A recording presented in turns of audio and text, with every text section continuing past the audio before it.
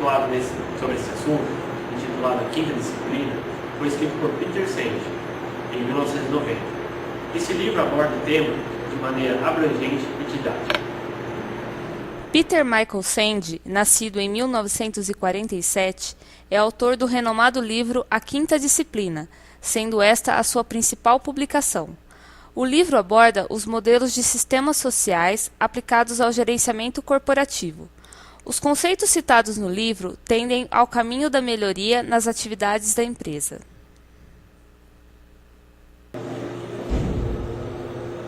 Visando obter uma explicação mais embasada sobre o assunto, conversamos com o professor doutor Carlos Roberto Camelo Lima, que gentilmente nos cedeu uma entrevista sobre o tema abordado.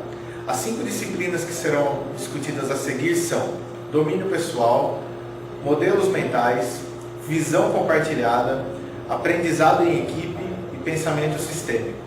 Na sequência, temos um breve currículo de nosso entrevistado. A entrevista ocorreu no campus da Unimep-SBO em 22/11/2010. O professor Dr. Carlos Roberto Camelo Lima é professor da Faculdade de Engenharia e Programa de Pós-Graduação em Engenharia de Produção da Unimep, onde atua desde 1994 nas áreas de soldagem, aspersão térmica e gestão da manutenção. Possui mais de 80 artigos publicados em periódicos e congressos nacionais e internacionais. Mestre e doutor em Engenharia Mecânica pela Unicamp, com pós-doutoramento no CTSR, Center for Thermal Spray Research, na State University of New York, e também no CPT, Centro de Projeção Térmica, Departamento de Ciência dos Materiais e Metalurgia, Universidade de Barcelona. Possui experiência industrial de 17 anos nas áreas de manutenção e montagem industrial leve e pesada, construção e manutenção de plataformas de petróleo, consultor industrial em manutenção, organização industrial e soldagem aspersão térmica. Primeira disciplina: domínio pessoal. Na verdade, essa abordagem que é feita pelo Senge nesse tipo de trabalho, ele coloca com uma característica muito própria a questão do aprendizado organizacional, né? A maneira como a empresa aprende, ou o que é uma empresa que consegue aprender no desenvolvimento das suas atividades. Dentro dessa lógica, então, ele coloca a primeira disciplina, né? Está tudo focado em 5 disciplinas, sendo que uma delas, a primeira que ele coloca, é o domínio pessoal. Então, na disciplina do domínio pessoal, o que está colocado fortemente é: as pessoas têm que aprender a conhecer as suas próprias capacidades, né? Então é importante que você tenha essa clareza de percepção da sua própria característica, para que isso possa ser desenvolvido dentro da atividade de conhecimento. Então essa é a primeira disciplina que ele coloca. Segunda disciplina: modelos mentais. A segunda disciplina, né, chamada de modelos mentais, na verdade consiste em fazer uma reflexão com esclarecimento contínuo e melhorando a imagem daquilo que a gente tem de percepção do mundo, né? Então cada um, pela sua formação, pela sua característica, por exemplo, de formação, de vivência, ela tem uma percepção das coisas muito própria, né? Então esses modelos, eles acabam sendo algo que acompanha a pessoa durante todo o tempo. Esses modelos mentais, então, vão acabar moldando todas as ações e decisões que as pessoas têm ao longo do tempo. Terceira disciplina: visão compartilhada. Que é a visão compartilhada.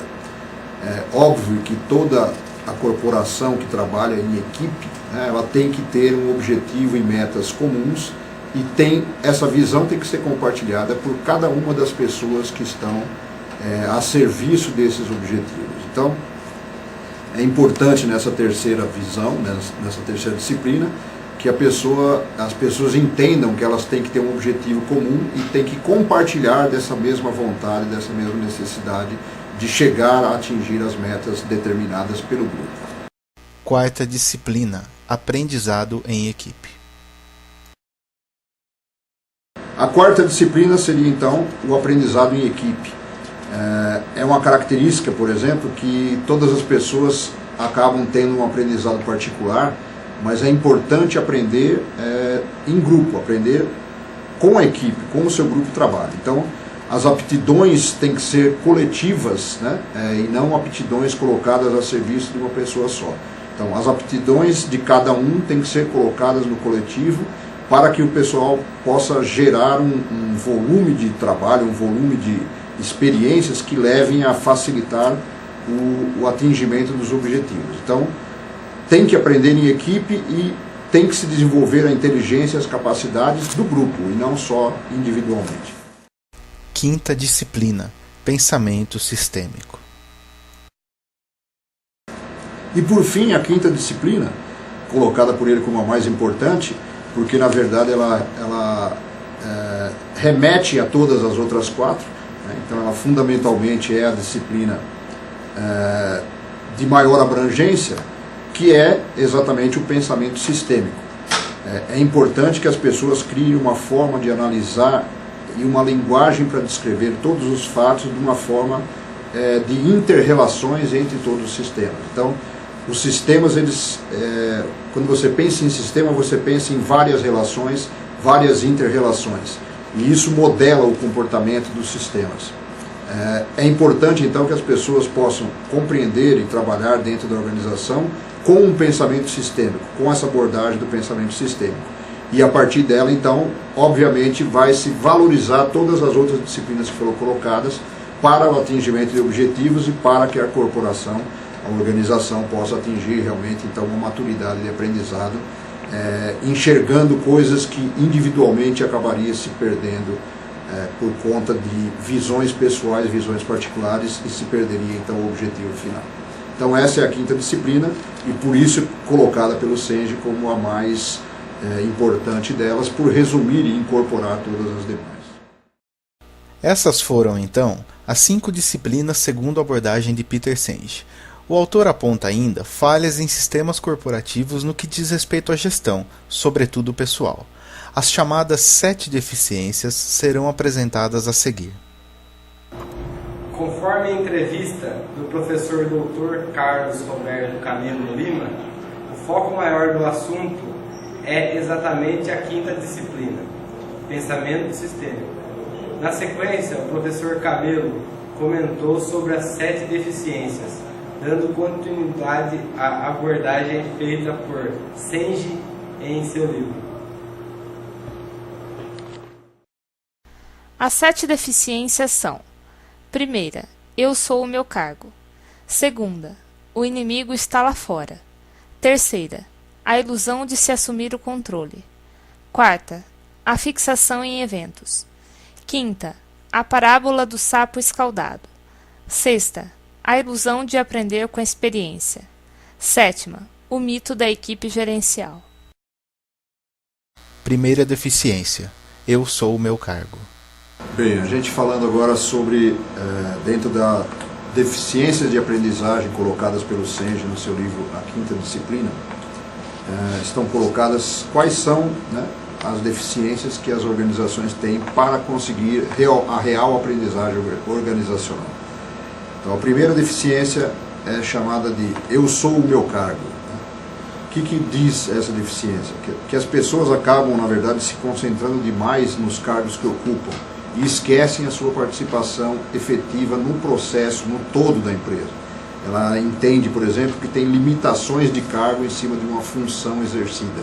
E isso acaba atrapalhando o conceito, dentro da aprendizagem, do todo, né? O conceito de sistema. Então, essa é a primeira deficiência que existe de aprendizagem. Segunda deficiência, o inimigo está lá fora. A segunda é chamada de o inimigo está lá fora. É a percepção que se tem, então, de que tudo que acontece é por um inimigo que está do lado de fora, ou o culpado de algumas ações tomadas está extra-empresa e não dentro da própria organização. Terceira deficiência, a ilusão de se assumir o controle. Terceira deficiência é chamada de a ilusão de assumir o controle. Então, muitas vezes, pensa-se que está sendo proativo em alguma ação, resolvendo algum tipo de problema, às vezes um problema até difícil de ser resolvido, e essa percepção não é correta do ponto de vista de que, principalmente quando ele lembra da segunda deficiência, que é que o inimigo está fora, essa percepção de que está assumindo o controle, ela é enganosa. Você pensa que está agindo corretamente, pensa que está controlando um meio, né, de ação, de atividade, e na verdade você não tem esse controle e nem sempre o resultado daquela ação é o que se pretende. Quarta deficiência, a fixação em eventos. A quarta deficiência é a chamada fixação em eventos. A nossa forma de pensar tradicional, das empresas, né, de uma maneira geral, tende a ver cada coisa ou cada pedaço da vida, do dia a dia da empresa, em fatos, né, isolados dos demais. Quer dizer, então essa visão fragmentada, né, de eventos acaba também atrapalhando a visão do que ocorre do modo geral. Então, por exemplo, quando se pensa na fragmentação de eventos, você às vezes vê o resultado de um acontecimento, encara aquele resultado, mas não consegue perceber no curso, né, dos acontecimentos as causas e o que vem ocorrendo durante o tempo todo nesse sistema.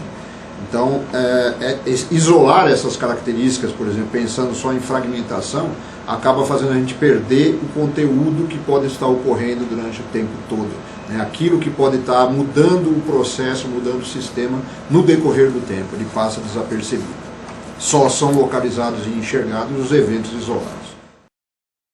Quinta deficiência, a parábola do sapo escaldado. A outra deficiência colocada é a parábola do sapo escaldado. Na verdade, tem ligação com a questão anterior. Então, diz que a gente realmente não está muito acostumado a perceber, né, as coisas num ritmo e num passo correto em relação aos acontecimentos. Então, o que se vê é novamente aquela visão fragmentada e, portanto, dificultando a percepção das reais ameaças que estão ao redor do sistema ou das pessoas. Sexta deficiência, a ilusão de aprender com experiência. A outra deficiência, colocada aqui como a sexta deficiência, então seria a ilusão de aprender com a experiência. Então, na verdade, a gente aprende sim com a experiência, mas tudo que se aprende experimentando, a gente só vai ter essa percepção muito tempo depois, né? Então é o que acontece na vida da gente o tempo todo. As ações mais importantes da gente acabam passando em branco, porque a gente vai ter essa percepção do aprendizado com a experiência após essa experiência ter ocorrido. Então essa percepção acaba atrapalhando também o aprendizado organizacional. Sétima deficiência, o mito da equipe gerencial. A sétima deficiência é o mito da equipe gerencial.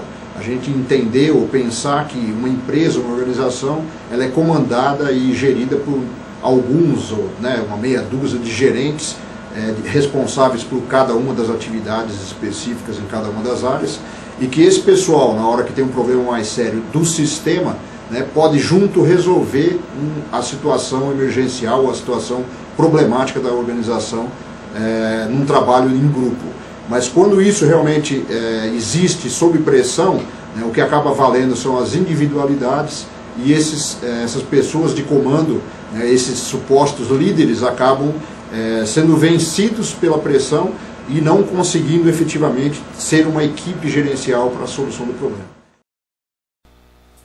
Peter Senge coloca 7 modelos de falha que podem contribuir para o fracasso de uma corporação. Através do professor Camelo, o grupo tentou mostrar o quão corretos são os pensamentos de Senge quando associados aos segmentos corporativos. Todos os conceitos citados por Peter Senge em seu livro e pelo professor Camelo em sua entrevista são observados quase que constantemente nas organizações. Tudo que Senge escreveu converge para o sistema de gerenciamento, a participação do homem no dia a dia da empresa, apontando suas falhas e principalmente mostrando um caminho para se obter não o sucesso, mas a inovação. As empresas não devem estagnar e parar no tempo. É necessário uma reflexão sobre ideias e sugestões que farão a organização andar para frente.